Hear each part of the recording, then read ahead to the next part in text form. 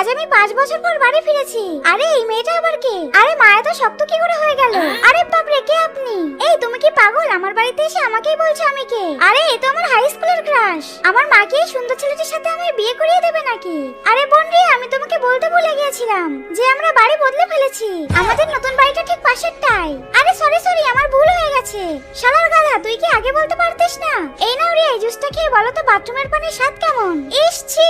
আরে মুখ থেকে বার করো না, আমার 1 সপ্তাহের পানি জমা করতে খুব কষ্ট হয়েছে। শয়তানি আজ, তুই এখনই এই বাড়ি থেকে বের হ। রিয়া, এরপর থেকে আর এমন মজা করব না। আরে চুপচাপ চল, না হলে মায়ের কাছে নালিশ করে দেব। আরে আমার মালপত্র গড়িয়ে যাচ্ছে, কেউ এটা ধরো। আরে আবার সেই সুন্দর ছেলেটা। ইস, সে যদি আমার বয়ফ্রেন্ড হতো। এই যে দেখুন, আমি আপনার মালপত্রের সাথে সাথে আপনাকেও সামলে নিয়েছি।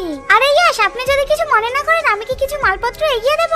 আরে হ্যাঁ ভাই, নিশ্চয়ই। এই নাও তোমার ভাগের খাবার।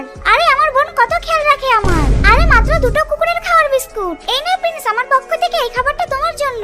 এই রে, এটা তো অন্যায়। আমাকে কুকুরের বিস্কুট আর ওকে এত টেস্টি খাবার। দেখো ভাই, প্রিন্সকে যদি জিজু বানাতে চাও তবে একটু কষ্ট করতেই হবে। কিন্তু যারা আমার চ্যানেলটা সাবস্ক্রাইব করবে তাদের মা বাবা যেন অনেক দিন বেঁচে থাকে।